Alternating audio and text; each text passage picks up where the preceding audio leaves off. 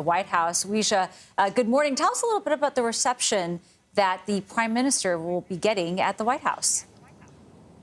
Good morning to both of you, and good morning to everybody. You can see some of the crowd here, some almost 4,000 people.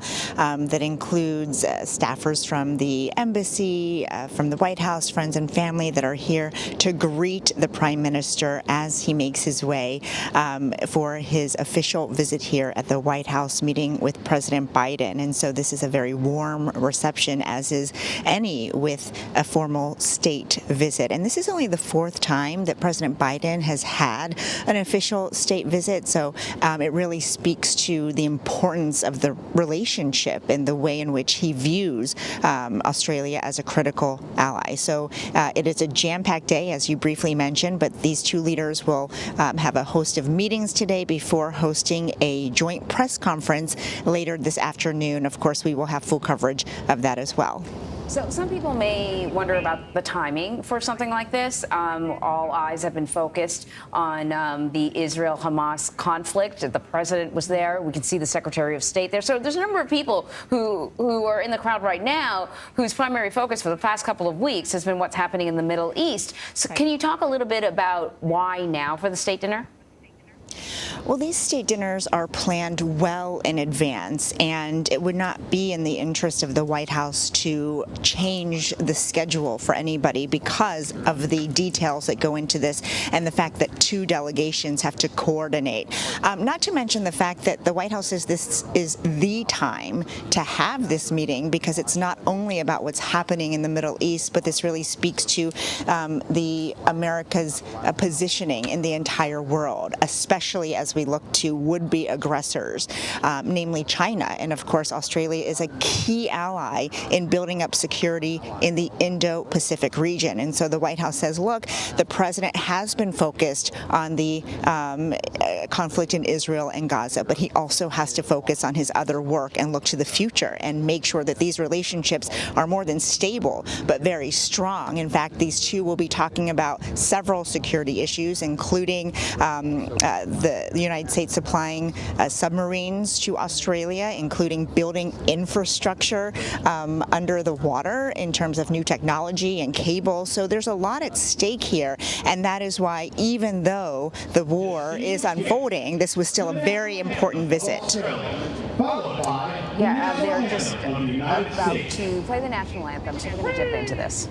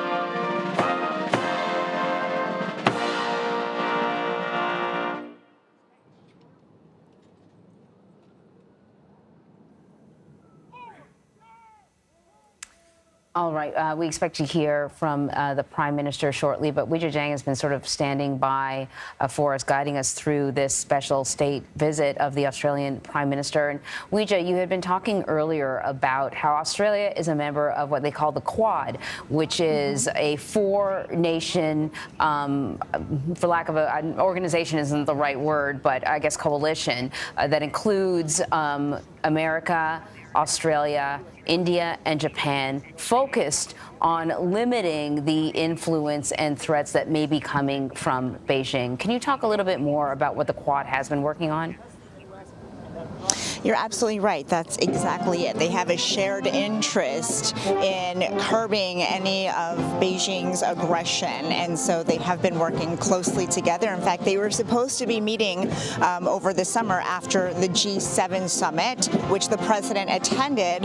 They were supposed to go to Australia and have a Quad summit, but that didn't happen because President Biden had to rush back here to Washington to deal with the debt ceiling and a looming government shutdown. And so in a way, this is a consolation prize for the Prime Minister, a very big one, because again, they do have so much to talk about, and with regard to how they can build up security in some of the ways that I spoke about in terms of, maritime infrastructure and making sure underwater, above water, that they are positioned in the case that something were to unfold. And the president has really stressed this relationship along with that of India. In fact, like I mentioned, he's only had 4 state dinners, and one of those went to India as well. The other, South Korea, which is another key ally in the region. So you cannot underscore enough the way that President Biden views China and competition. And he has often said that, it would be misfortune for that competition to turn into conflict. So they are making sure that it is a stable relationship with Beijing. In fact, the Prime Minister of Australia plans to go there in the coming months. The first time an Australian Prime Minister will do that in about 7 years. So again, this really showcases the way in which these countries view China as a looming threat. And so it is important that they have this time together, especially because they weren't able to do it after the G7 summit. You had mentioned earlier that even though the state dinner was planned for now, there is an awareness that much of the world's attention is focused on what is happening between Israel and Hamas. The images of innocent civilians on both sides under attack, under siege, the humanitarian crisis that is growing there. And quite frankly, you wouldn't want a split screen showing a bunch of dignitaries celebrating while so much misery is happening between Israel and Hamas. Can you talk about some of the changes that have been, tweaks that have been made to this event to take that into account? Well, certainly what the public sees is this. It's very grand. It is pomp and circumstance. We're talking about a lavish state dinner where, all eyes are on what the first ladies are going to be wearing. But behind the scenes, Anne-Marie, this is really critical work that the two leaders will be doing, and it is showing a sign of respect for the relationship between the U.S. and Australia, and that is why the visit is going on as planned for the most part. But to your point, there are small tweaks that the First Lady's office has been mindful of. For example, the B-52s, Love Shack, were supposed to perform during the state dinner, but instead of that, it will be military bands. And so that is one outward way that the public will see that, they are treating the time and where we are in the world with respect while still coming together to have this critical FaceTime with the Australian delegation. And you really see the respect that is paid when there, as you mentioned, Weijia, have only been 4 state dinners. One thing that I thought was of note for this particular state dinner is that on a side note, the culinary team, they're saying, is made up entirely of women. So there's a message, it seems, that the White House is also trying to send there. Yes, absolutely. This administration takes great pride in being the most diverse administration, they would argue, ever. And so to be able to celebrate these chefs in that way and pay homage to, sort of the middle ground between Australian and American cultures and cuisines was really important. And, these delicate details are planned out by the First Lady and her team. And so it is a way for her to also show her priorities. And of course, she is a very beloved First Lady who often celebrates women and women working. So it does make sense that, these chefs are all women. A lavish dinner had planned. And Rija, you were talking before about among the issues that will be discussed here are the nuclear-powered attack submarines. But tech partnerships will also be a major topic of conversation between these two leaders. I'm sorry, Nancy, you cut out for 1 second. The tech partnerships, technology innovations will also be a major point of discussion during their meetings.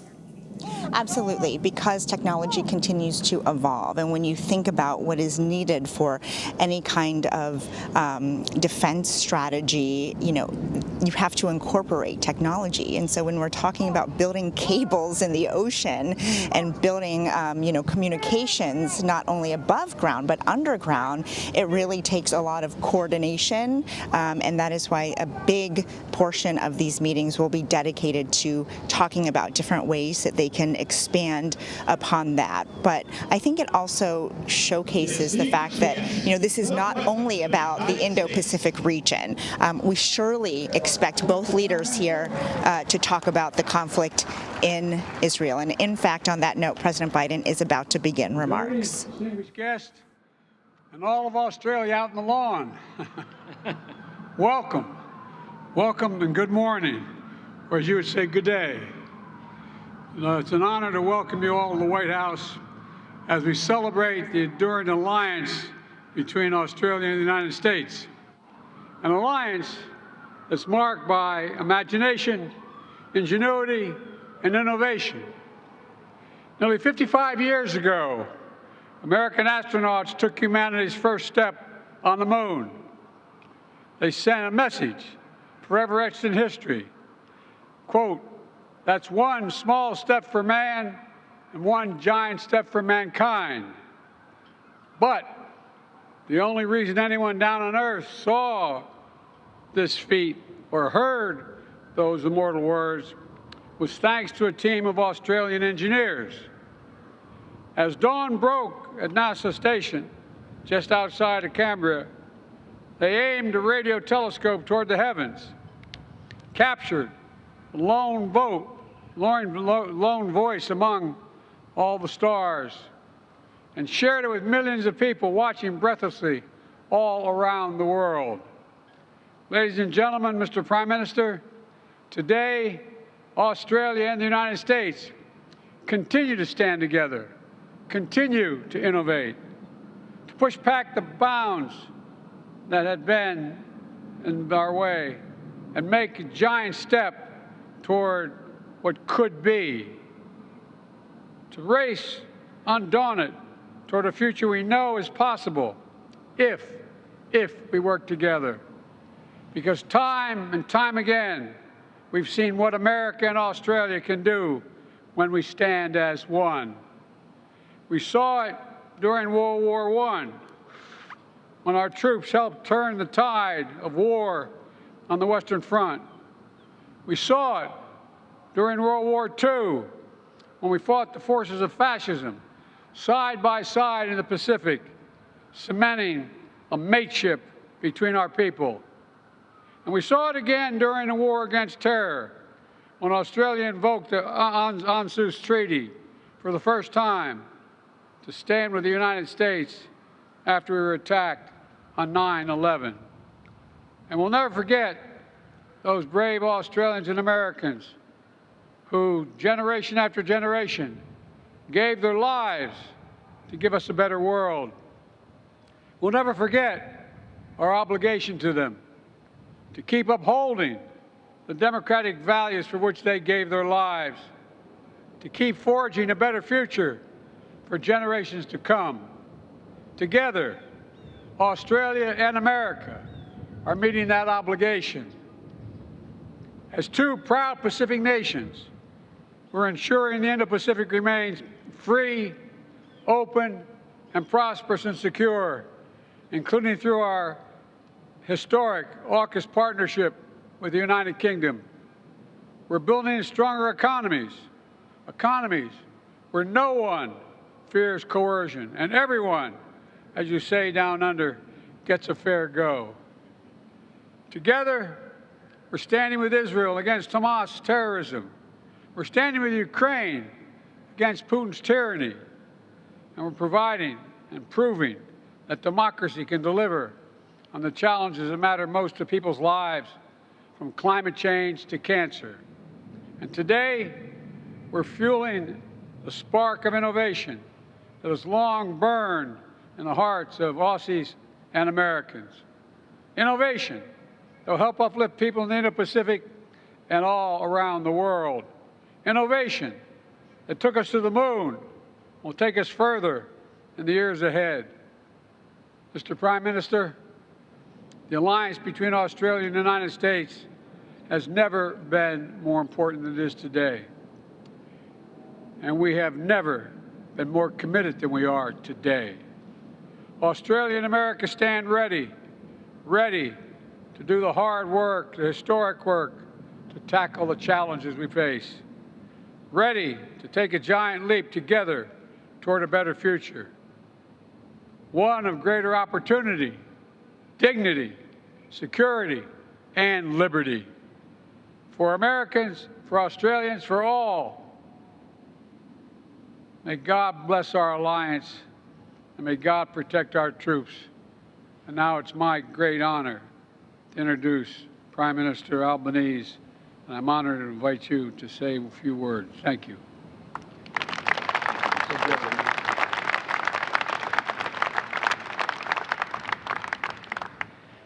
President Biden, First Lady Dr. Biden, firstly, thank you for the great honour of this invitation and the wonderful warmth of your welcome, including the wonderful dinner we had in the White House last night. Mr. President, when you and I stood together in San Diego in March, the USS Sterett and the USS Missouri behind us, we were surrounded by the examples of America's power. To stand with you here in Washington, D.C.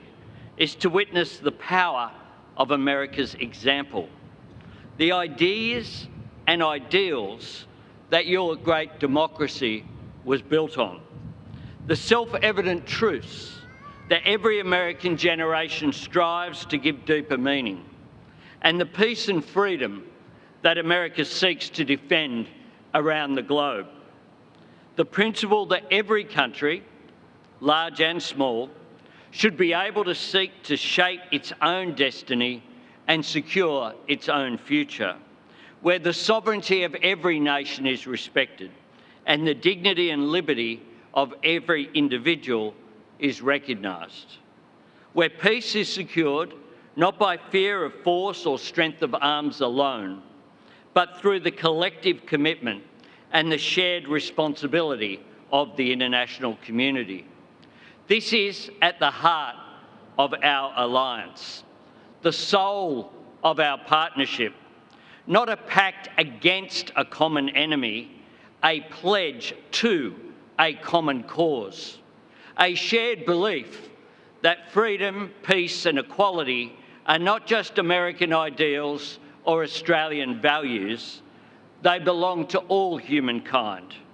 That is why Ukrainian soldiers are driving Australian-made Bushmasters as they drive back an illegal and immoral invasion.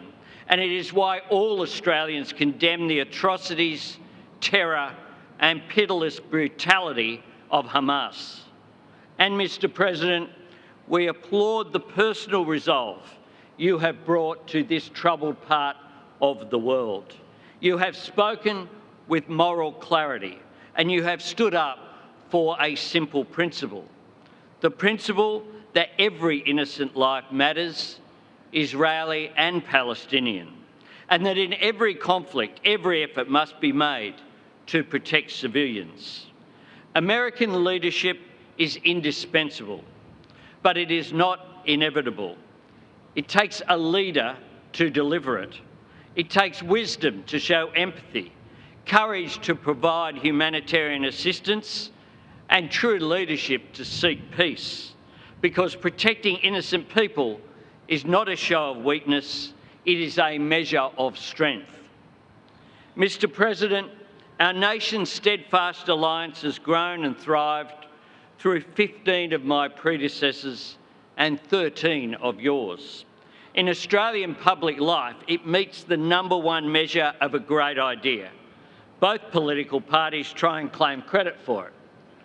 But it is not, and it has never been, the leaders at this podium who determine the strength and success of our alliance. It is the people we serve. Presidents and Prime Ministers can praise our country's shared values. We can sign agreements to advance our common interests. But it is our citizens who make the words a bond.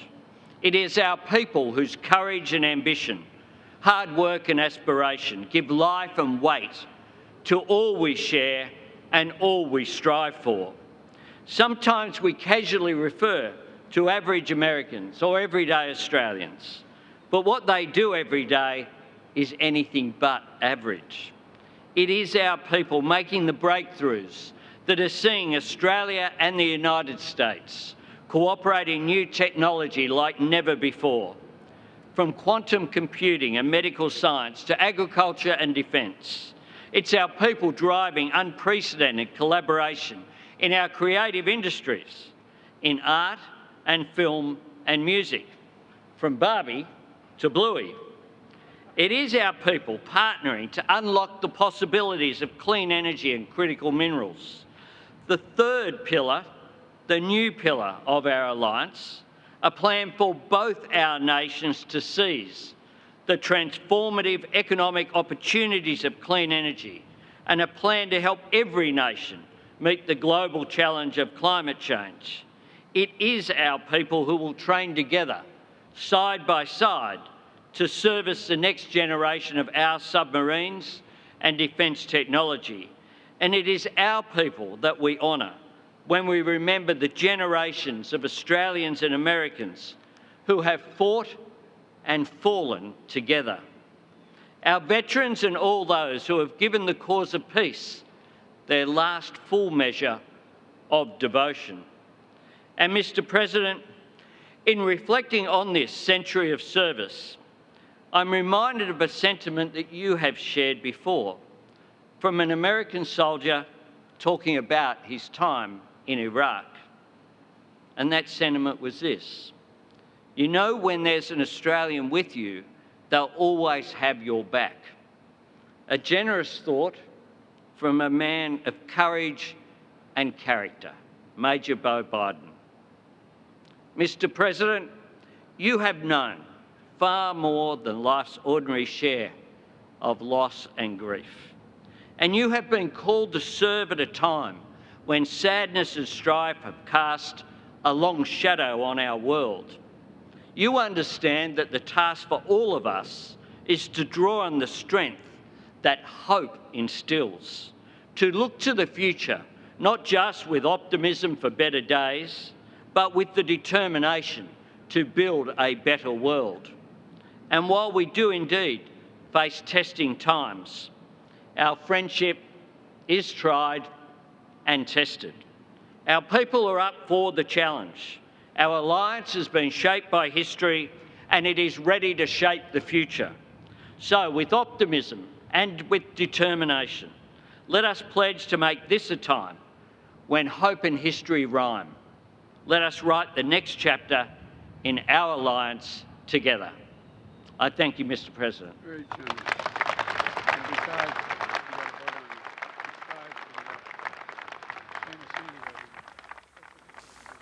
All right, so there we've heard from the Prime Minister of Australia. He's here for a formal state dinner, and they're going to be leaving that podium right now and entering into some serious talks about a range of issues. Weijia Jiang has been standing by, sort of guiding us through the importance of this state dinner. And then where are we going to see these two leaders? When are we going to see them next?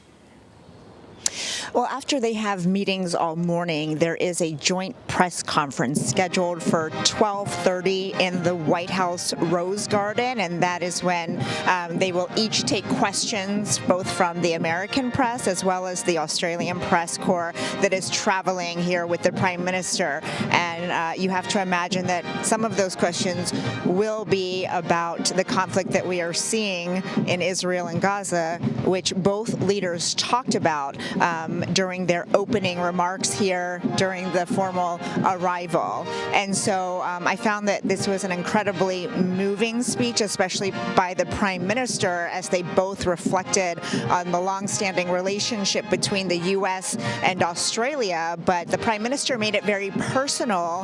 He did quote from the president's late son, Beau Biden, who, of course, served in the military, as someone saying that, you know, if you know that an Australian is with you, that he will have your back. So I thought that, you know, everything that the Prime Minister said really went back to what we talked about earlier, which is just this mutual respect and mutual necessity for these two countries to work together to strengthen the security in a region that impacts both of them and both of their countries. And that's certainly also what President Biden talked about, too, with regard to, you know, all the different things that they're working on together. But I have to also mention that the Prime Minister talked about American leadership, and he said that even though it was indispensable, it was also not inevitable. And I think one thing we should mention is that even if he wanted to go to Congress and lobby for certain pieces of legislation that Australia is interested in, what he would see right now is a dysfunctional Congress, because, of course, none of those bills could move ahead or even be introduced without a Speaker of the House. And so that timing is quite unfortunate for the Prime Minister, who is here, who would typically be making pleas to lawmakers about legislation. And he can do that, but, you know, it's sort of on empty ears right now because there is no leader to help move that process along. Yeah, Nancy and Anne-Marie? Weijia, that's a really, really good reminder. Thank you very much. Well, Israel is preparing for an imminent ground invasion of Gaza. After the break, a former U.S. Army officer joins us to discuss potential strategies the IDF might use to fight Hamas. We'll be right back.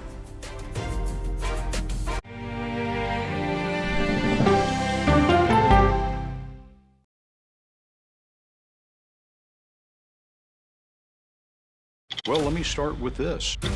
This really happened. Have you told the government? Did any